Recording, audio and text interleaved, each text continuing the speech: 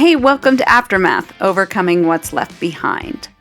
In each episode, my friend Tom Fallon and I, Theresa, we want to normalize the conversation about sexual abuse.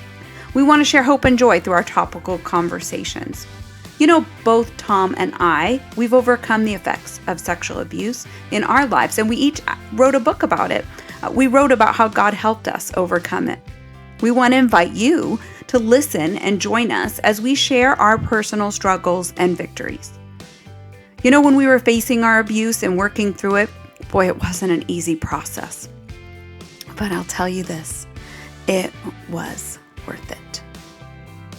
So Tom and I, we want to share in your journey with you because we truly, honestly believe and personally know that you can find hope and joy in the aftermath of sexual abuse. Wicked funny. Wicked funny. I'm from New York. Friggin' awesome. Okay, you ready? When people they talk to me like, where you from? New Jersey? I'm like, nope. No. Every day of my life I lived in Burlington. All right, tell us about the Hulk. The Hulk was so influential. See? No, kidding. You're not green, so let's. That's probably good. In some areas I'm green. Okay. Yeah, some areas, like in life. I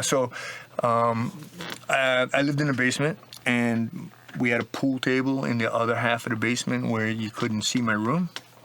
And then there was usually parties from my sister's group of friends. Growing up at your house as a kid. Yeah. Mm-hmm. Okay, yeah, good fill-in. Yeah. So I would sit in my room, watch Incredible Hulk every Friday. Like, that's what I want to be. And then I'd just get my barbell and I would curl.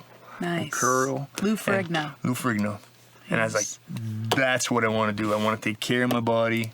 And then I found pumping iron. Super inspirational. Right. Yeah. So That's I did awesome. that from then. I was like, no, I got to take care of my body. Right. So Super that's awesome. where I got some of my identity. And then I had my brother who was the pro fighter. Right. 16 years old pro fighter. He's not Mexican, you know what I mean? So like that's I don't understand what that. You know, I don't know what that means. That means that like Roberto Duran. You ever hear Roberto Duran? No. Okay, so Roberto Duran was a Pana something. He was from Panama? Panama, yeah. Okay, cool. What do you call a guy from I have Panama? no idea. Panamanian? Yeah, okay. So That'd actually be pretty cool if that's what they're called. I think you're called Panamanian. I would like to be called a They Panamanian. are. Now they are. That's cool. What the heck, man? No, right? You said it. So, but he had more fights out of the gym. Out of the because He was angry. Like he was kind of like. He had to defend himself. He just like the Hulk. Like he wouldn't like me when I'm angry. Right. But green. People in Panama turned pro at like 12 probably. That's all I'm saying. So that's what I wanted. So my brother was ironic or. No, I don't know. That he was so I don't know young. if I understand what irony is, but anyways. Well, I guess that'll be a different episode. We'll talk about irony sometime so you can figure it out. Irony is, I think I'm ironic. Okay. Moronic. Yeah. Cool. Hulk was very inspiring. Hulk was very, so I learned something, I attached that to my identity, and I became someone who, and someone, weights and stuff. Super cool. Cool. Well, thanks for joining us today on Aftermath, Overcoming What's Left Behind. I'm Theresa. I'm Tom Fallon. This is Tom Fallon. And today we're going to talk about boundaries a little bit and see how that works for us. Sometimes it feels good, sometimes it feels bad to have a boundary. You taught me a lot about boundaries. I did? Yeah, you did. Oh, cool. And in preparation, I didn't realize that. I maybe don't realize now. I'm not sure where my boundaries are. Yeah. That's good. Yeah. The definition of boundaries is kind of where you end and where another person begins. Right. And so drawing that line, especially I feel like when you have abuse in your life, I think those lines kind of get blurred. And then we have trouble in relationships defining where we end and where another person begins. Because we can be like codependent, where it's kind of like you attach yourself to someone and gain your identity and everything you need from that other person. And you kind of codependency, you kind of can't do life without that other person, you know. But a boundary would be, you know, maybe being able to do some things and not completely relying on another person except Jesus, because we know we can rely 100% on him. Because of him. What did you learn about boundaries through our conversations? I learned that I need to set boundaries. I need to... Like, be specific. Like, with who? In what way? Generally, I'd say I don't want to feel like I need to set a boundary with Kelly at all. Yeah, I don't she's feel. your wife. Yeah, I don't think I need Sure. to. But I feel as though she would set boundaries for me that I can't violate on her. Yeah. So, but I don't feel like there's any I'm wide open for Kelly. You know what I mean? Like I don't have a boundary there, but like I could see how I need to establish boundaries with people. Sure. Right. Sure. But like I don't think about the time when I text you. I don't think about the day, the time. If it's 3 o'clock in the morning, I just text. Right. Right. And so but I should have a boundary there, shouldn't I? Well, my boundary is that my phone is always on Do Not Disturb. Oh, it is? And so, but go ahead, bring it on. I'm not going to hear it, and I'm not going to answer you till the next day. Because for me, when we were first planting, so you're like, dude, it's me. You should answer. Yeah, I at thought 3 it was a.m. important. Okay, Yeah, it probably is important, but it's really not important enough for me to not sleep. I get you. Yeah. Anyways, when we were first planning the church in Austin, like 250 people right away had my phone number. And so I realized not everyone else has boundaries. And so I had to draw the line. That was my line. I'm not going to answer texts after really like 10 o'clock at night. Because I have my own family and my own husband. And, I have to like protect kind of my way of life. I had someone come to my door once in the middle of the night who had been in one of my small groups. And I had to middle of the night, yeah, at my door screaming with her kids. And so I had to learn, like, okay, there are some people that I kind of have to say, hey, I'm not a crisis center, and even though, because I am really compassionate, I do care about people's lives, and at church I help a lot of people and I have coffee with people, but that doesn't mean that in the middle of the night at my house where my kids are sleeping and my husband is, that's really appropriate, to kind of show up and be like, oh, all crazy on my front. And my neighbors, I'm sure, would have preferred that I had set that boundary earlier because she's out there. Yeah. Anyways, people, we have to teach people how to treat us. So that's where boundaries come in. People learn to treat you the way you let them treat you. And boundaries aren't a bad thing. No, they're very. I learned from you that they're very powerful. Yeah. And they're very beneficial. Saying no. Very empowering. Yeah. Did you know I was a foster parent? No, I was too. You are? Yeah, did you know that? Well, I'm not anymore. When we were in Washington, we were, so we wouldn't be in Texas. You got fired. Yeah. Okay, we can skip that. Yeah, no. Yeah. All right, not for a bad thing. They just said, hey, we don't need you. Okay, so, but here's the deal. Is like, well, watch this. When I was a foster parent, I was always available. So there had been children in my house, because we only did up to a certain age, that I'd never even seen because they came at night and left before I got out of bed. Kelly took care of most of it. So, but it's like there's no boundary there. So we had a system where there's no boundary. So see, I formulate that I should have boundaries, but I didn't have any when I was a foster parent. I actually operated without boundaries. I think that's kind of a different situation because you do have to be there for whatever their situation is. Like like foster kids can't help that they're showing up in the middle of the night, right? No, they can't help that. But that might be a little different. So my gym is open to certain people for whenever they want to go. No boundary. Right.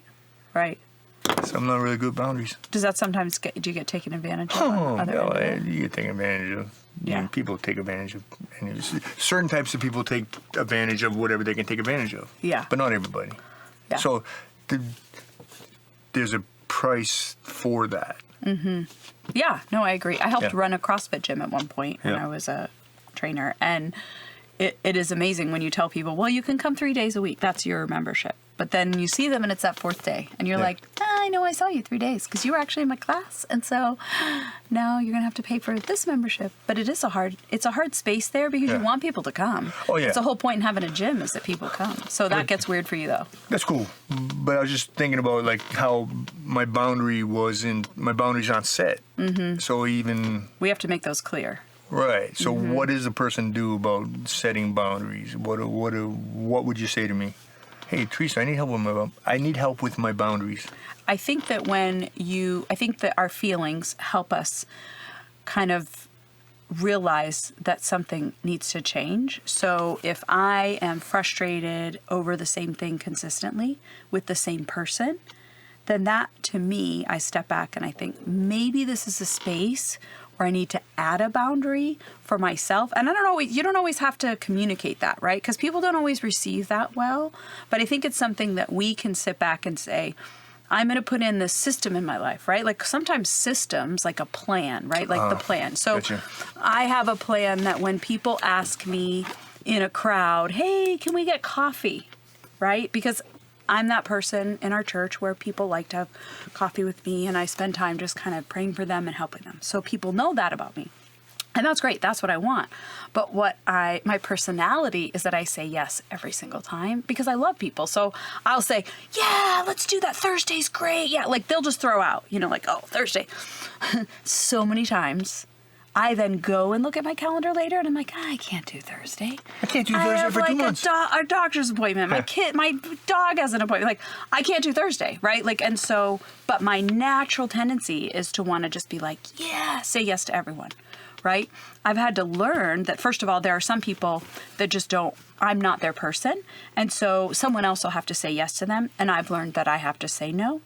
And that's actually not easy for me. That's really not easy for me. But there are definitely people that I've learned that drain me too much, and they're trying to get too much from me, and I have to say no to them.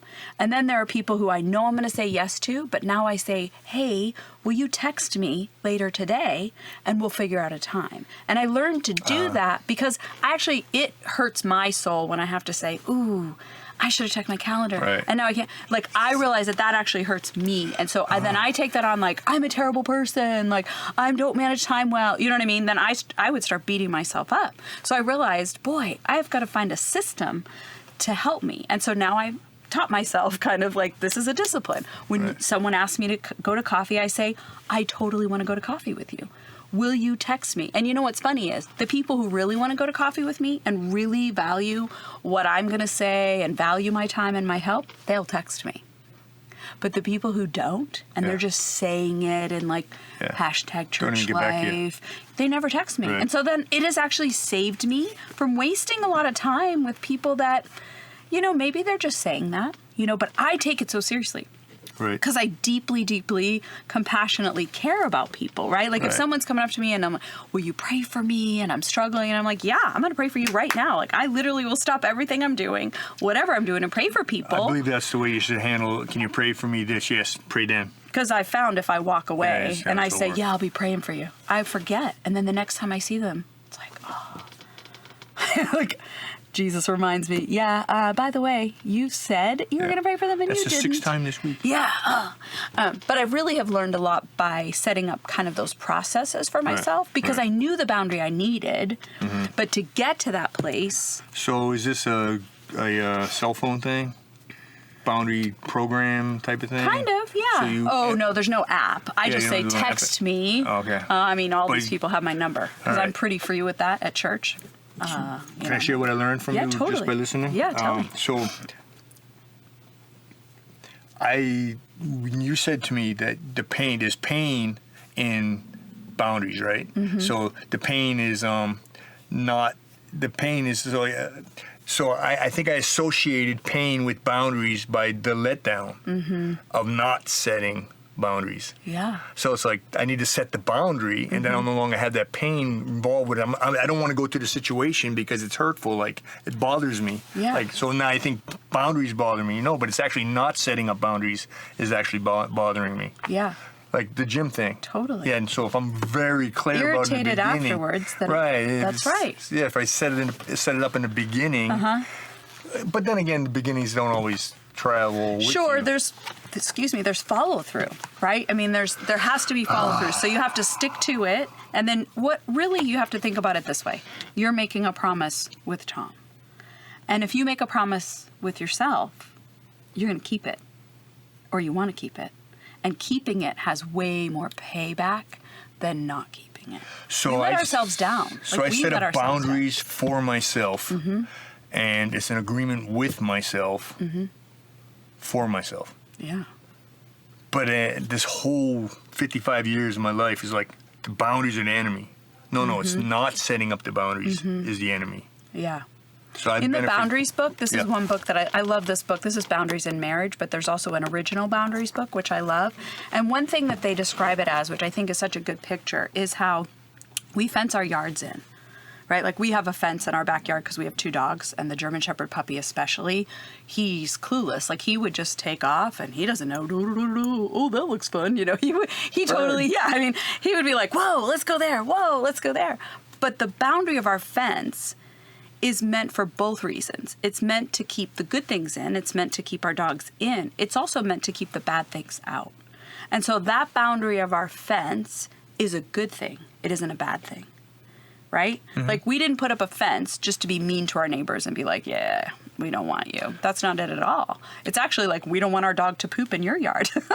Like we're going to clean it up in our yard, but we don't want him to poop, right? Right. So, I mean, just some things like practically speaking, that's just a good picture of what a boundary is. And so for me personally, once I settled it that way to understand that, oh, it's to keep the good things in us and it's to keep the bad things out of us. So even the frustration with your people at the gym, like you wouldn't have to, you don't want to be frustrated with them. You like the people that come to your gym, I want them, right? Like I want them to go. You wouldn't have a business if you didn't have people come into your gym. Right. So in order to protect that, then you set out the rules, and these are the rules. Yeah, oh, buddy, gotcha. that rule, yeah, you know, this is our new policy, right? Like I think for me, I've always called it something, and that helps me like, hey, if I went into a store and they said, this is our policy, I would follow that. Be just out of respect.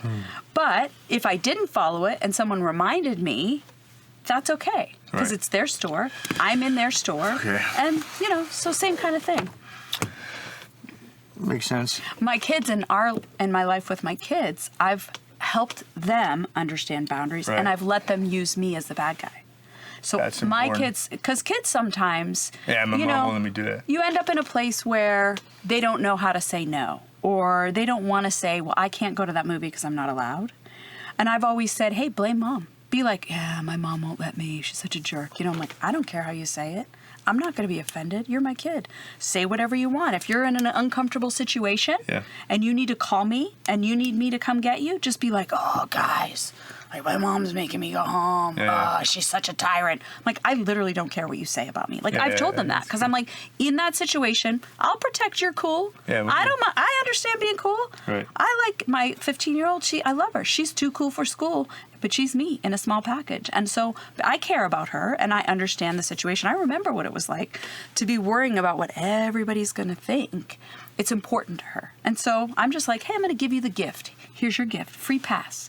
If you're in a situation and you know that I would say, no, you're not allowed to go to that party where everybody's like smoking and doing drugs and drinking. You're not going there. And I'm like, and if you need an excuse, I'll be the bad guy. I'll be like, oh, my mom, you know. Yeah. I'm like, tear me to pieces. Yeah. I don't care. Whatever you say. You want to save face? I'll be part of that. I don't mind. And it's taught them that boundaries are good. It's also just given them that help, right? Because it is hard. It's hard to be a kid. And, you know, in our house, like, she's not even allowed to date yet. So, you know, she has to have that conversation Neither am too. I'm like, well, you know, Kelly. Just kidding. Yeah. But That'll get yeah, it's often hard. All right, so boundaries are tough, but they're very necessary. Got it. I think sometimes boundaries are hard with family the most. Do you? Like extended family? Do you feel like you've ever had boundary problems with extended family? Like maybe not in your own house, because I think I find like at our age, it's our house. I have a solution. Oh, You want to hear it? yeah, totally. Write a book, and they don't talk to you no more. If you include what happened, then that just kind of takes care of everything. I pretty much took care of all that, I guess. Okay. So yeah. Is that a negative thing or a positive thing? No, I miss them. Can be both. I miss them. Yeah. Yeah. Yeah. Yeah. What can you do? You know what I mean? Yeah, no, you have to do you. So I did me. yeah. And And there was consequences that Jesus will take care of, so that's nice. He's got it. Hey, man. Yeah. It's what it is. Boundaries regarding the violation of your boundaries regarding your book. What have your experience? Was there no boundary set up there? Was nobody enforcing your boundaries? Yeah, I mean, as You a kid. didn't have a voice on your own? No, I mean, I was sexually abused by my own father. Right. So there's not really an You can't stand up to your father? I did eventually. No, I got you, but I'm At sorry. I'm not 16. attacking you at all. Oh, no, not at all. I don't At feel 16, attacked. okay, got you. Yeah, at 16 when I think that's a sensitive relationship, right? Because I mean, if I just look at it based on our parenting, right? You have to understand that your child is still a human being and a person, and they have rights. Right. And so I think that that was just so. Yeah, there was no such thing as a boundary in our house. Gotcha. It was all blurred. And so boundaries would have been beneficial. we were all victims, right? Like even like all of my family members were victims in that home, and so there wasn't any understanding of boundaries. There was never any talk of boundaries. There was Gotcha. no privacy. All like right. no one, like even my own kids. They're my youngest is 15. My olders are young adults. But when they were even younger, I told them, I'm like, before I come into your room, when the door is shut, I will knock, but I'm coming right in. Like, so my thing was like, don't be doing anything you shouldn't be doing, which my kids, they were so great and Gotcha. sweet. However, still the parent, I'm still going to make sure, they're doing what they're supposed to be doing. But I would just always give a little like, hey, so they could say, I'm changing, don't come in. Or, that little moment where I'm respecting that they're a human. They don't always want their mom just barging into their room, but yet I'm running a house, so I'm going to come in and put laundry away. And so, if I knock and you say nothing, I'm coming right in. You put the laundry away? Well, I used to when they were little. I don't Oh, anymore. Now yeah, I hand well. them the basket and I say, here you go. It's clean. Go put it away. But yeah, my 15-year-old, sometimes I still do her laundry. Oh, it's kind of lovely. I wash it all. Lovely. Yeah, I wash it all because I don't like mixed laundry. I hate when people mess that stuff up. Drives me crazy. Like really yours and irritates theirs me. mixed? No, or like lights, darks. Oh, yeah. Towels, make some clothes fuzzy, like workout pants, towels, and so I have a lot of rules for laundry, and so I figure I'm the one who has those boundaries for laundry. I'm the one who's going to keep them because I don't want anybody messing with my washing machine. Gotcha. So when we brought up the subject of boundaries, I didn't think I had any. Oh, But I do separate my whites from my colors. So there you go. So I have boundaries. It's a really good boundary. Yeah, you gotta I do really one. like that Okay. about you. That makes me like you even more. Really? Listen to this verse I found. Yeah. This is in Proverbs 19:19 in the Message version, Proverbs which 19, is yes. The Proverbs 19:19. Okay. Got it. Let angry people endure the backlash of their own anger. If you try to make it better, you'll only make it worse. So that's a boundary that the Bible's talking about where, sometimes we try to change other people's feelings by our behavior, where really they have to own their anger.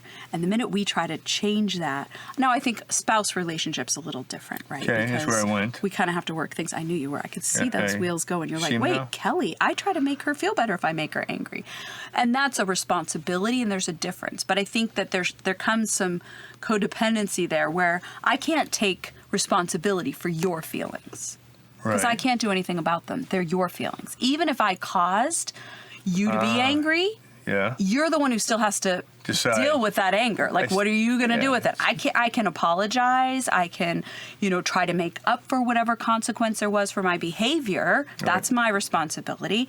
However, if you walk away and you Right. choose to not forgive me and you hold on to that anger and it becomes bitterness and we become out of relationship because of that's actually your choice. Right? Like, as long as I've done everything right. Like, right, I still have to apologize. But listen to what this also says. Yeah. This is a different version of the same Yeah, verse. I was wondering if you had Proverbs different- 19:19 in the New Living Translation. Right. This is super cool. I was like, whoa, that's awesome. It says, hot-tempered people must pay the penalty.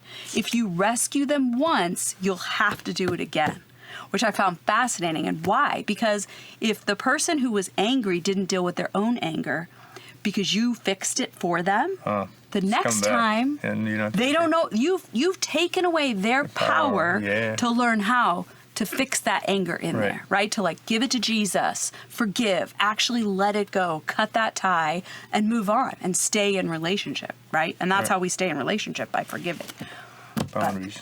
Isn't that amazing that God cares about boundaries too? He cares so much about it that it's in the Bible.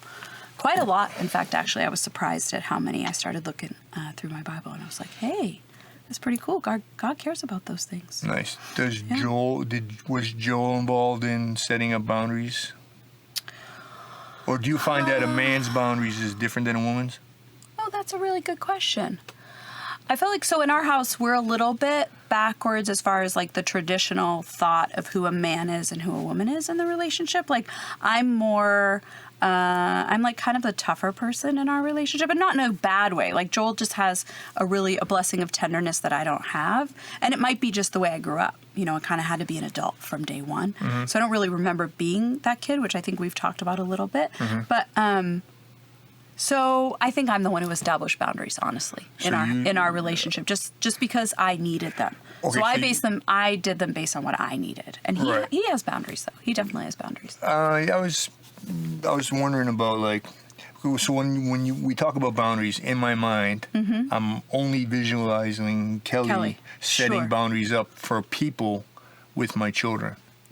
Like, hey, you asked my daughter to come over. What do you got for guns in your house? What? How you do that, Kel? I just do it. What do you got for guns? Where are they? They locked up. Who's got the key? Like, she just ask questions. How much porno you got there? How much? Where's your alcohol? So. Super smart. Yeah. So anything? It's wisdom. Does that happen? I don't know if I could ask you that guy. Hey man, what do you get for Playboys? Our kids weren't allowed to sleep over. Yeah. Only like 5 places, like a handful of places, because I always said you don't really get to know people until you sleep at their house, and then you really get to know people. And so I would just say, I don't know that person. Well, I didn't necessarily mean it was a sleepover, but I mean but even going over at all. Yeah, she's over. No, that's smart. I think that's wisdom. I don't think I would have done that. You don't think you would have like made the call? I don't think I would have thought about it because I don't think about other stuff other than what's that guy look like to me. You're more like visually in person. Yeah. What is the impression I get of that guy? Yeah. Of this situation, the guy. Yeah. But Kelly's like Mama Bear. Yeah. Kelly thinks about like vodka. I don't think about vodka. It's like, I don't think about that. Yeah. And I think I probably was a little more heightened just because of my experience growing up, where I didn't trust like other girls' dads. It's like, you're going to go over there? I don't know what that guy's like. I never met him before, And so my kids would be like, wait, what? Everybody else is going? I'm like, yeah. Okay. Not you. That's my boundary for you. And, that's big. As parents, until our kids are out on their own, guess what? That's on us too. Like really teaching them and establishing boundaries for them. I used to tell my kids, listen, if you can't make the right choice, because I'm going to give you the option first, I'm going to trust you first because I'm your mom. Chance to do this, You get the chance to make the right choice. However, if you can't, you give mom the opportunity to jump in and help you.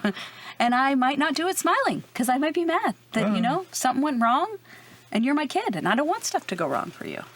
But I think I definitely, jumped in. Maybe, maybe that drove my kids crazy, but I'm human. Someday, I always told them, listen, someday you might be an adult and you'll be like, dude, when you did this, that sucked and that was terrible and you failed completely. And I'm going to say, I am so sorry. Yeah, but I live by myself, so okay. You don't live with me no more, so okay. I still will apologize for what I would have done. I think we're human. Side note. Yeah. So I'm in a tanning salon with a guy. Right? A guy buys the tanning salon off me, this and that and the other thing. And so I'm standing there, and my daughter walks up to me and says, Daddy, where's the bathroom? And I said, it's over there, right? And then I start talking to the guy. And she comes back and she says, Dad, where's the bathroom? You said it's over there. It's not over there. Oh, sweetheart, I'm sorry. It's actually right there. You know what I mean? And then I kind of showed her where it was, and I come back, and the guy goes, why did you do that? Why did I do what? Why did you apologize to your kid? I go, what's wrong? He goes, yeah, fathers shouldn't do that. Like, dude. Wow. Get a grip. Yeah. It's my daughter, humans. man. It's my daughter. You love her. Yeah. I made mistakes, Sid. Oopsie. Yeah. Oopsie. Okay. I think it's super important for our kids to know we make mistakes, but we can apologize. Yeah, you got to apologize. I think especially if you're wrong. I think that's the high road. That's what the high road is. I found myself in life with, there's a guy that, Pop Warner. You know who Pop Warner is? Yeah, football. Yeah. And he was a diddler. Oh. Yeah, and I would never go with him. Yeah. Huh. So I was like... You just had a sense. I just had a sense. I just wouldn't go with him. Yeah. Imagine that. So like... I think that's the Holy Spirit. Yeah, Holy Spirit. Yeah. So how was I able... I had a boundary there. Mm-hmm. So I got to go back and relive some of my boundaries so I can have confidence in my boundaries. And kind of knowing that they exist. Because you really were kind of like baffled by like, I don't think I have any boundaries when we first talked about it, right? Like, you were like, I don't know what a boundary is. What's a boundary? Yeah. I got nothing. Everybody can do whatever they want to me. Yeah. Oh, that's not true. No, see? But there you go. That's my gift to you. You do have boundaries. You just didn't think you did. So it makes sense to set them. Does it make sense to take the time to figure this out? Yeah, like, definitely. Really? Yeah, because I think you, A boundary day? like with my, hey, Tuesday's boundary day. first of the year, right? Like when you're in Goal that setting space for the and you're year. like goal setting or however you do it, I think there's some times definitely. We kind of, in our house, we do it about twice a year. We kind of revisit Boundaries? the beginning of the, yeah. No. I mean, like, the things you said at the beginning of your goals. We revisit them in like June, beginning of summer vacation. Just because, most of us get to February and they're like... Yeah, I was going to say, I think we'd get to June if we remembered to get there. Yeah, because tons of people come to your gym in January and by February, I wish. By February they're gone. I wish they did. I'm sure some people come in January, right? Some people come, Lots sure. of people join gyms in yeah, January. that is the rumor. Like Yeah, traditionally. that is the theory, yeah. Sure. Yeah. And by But I mean- February they're like, I went, 2 straight weeks and I was out. That's true. Yeah. I don't find in my gym to be... High turnover Well, no, yeah, just high turnover, but there's only a certain type of person that stays. that comes. Because you're specifically a boxing gym, really, Right, yeah, right? so it's I mean, like- you have all the other equipment. I think Yeah, I've we- seen pictures like, Nothing against Title. Title's wonderful. If that's what you want to do. but you're a hardcore, more like, More, we want to be hardcore, you know what I'm saying? Yeah. like yeah. Rocky. Like concussions. I shouldn't have Ooh, said there's that. so many studies on concussions. Yeah. No. But I mean, that does happen to boxers, right? Should. Do you get it should happen. Well, yeah. This is why you told me I should try this with you, and I'm probably No, never going to do that. I don't think I can handle any more concussions. But I wouldn't hit you in the head. Oh, okay. I mean, because I've seen that you wear like a helmety thing. A headgear. So the headgear to me, when I see that, that's kind of an assumption someone's going to get hit in the head. There's Like if damage. you have to wear something, then I think like, I mean, it's like football, anything. If you wear a helmet, then clearly there's an option for head injury, right? Potential. Yeah. Yeah, but I think a headgear. I did a Boston Globe did a story at Union Street when I was on Union Street, and they came in and they were talking about headgear, and I lied. Oh. I did I told them the headgear is very important. Oh. Because Kelly said, you better see, headgear is important. I'm not sure it's important. Okay. Yeah, I think it's for cutting.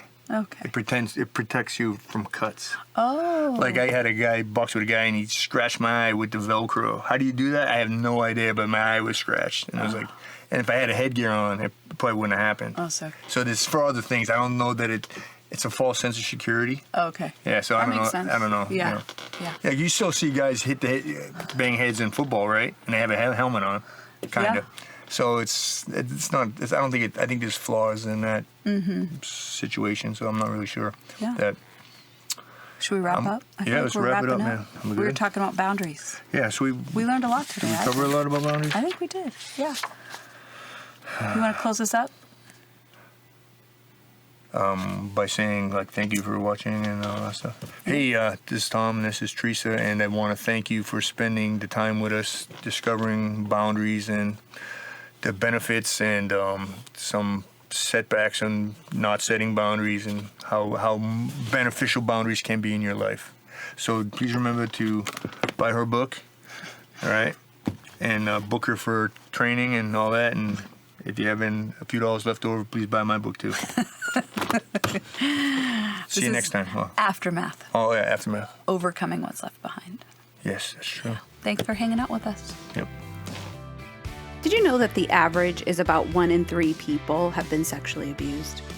That means that even if you personally have not been sexually abused, you certainly know someone that has been.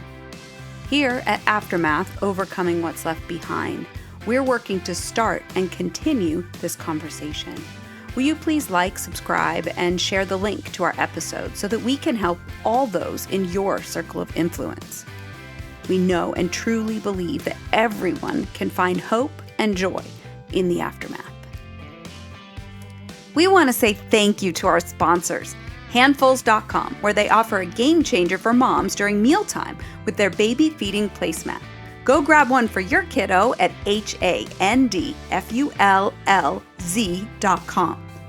Also, thank you to QuickSurvive.world, where you can purchase their waterproof fire starter kits for your next camping trip, bonfire, or to keep in your emergency prep kit.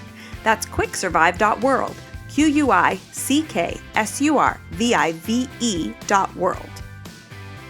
We here at Aftermath want to send a big shout out and thank you to Christ Community Church in Taunton, Massachusetts for the use of their studio. If you're in the southern Massachusetts area, you'll want to check them out as they learn to live like Jesus and help others do the same. You can find more information about this amazing church at cccfamily.com.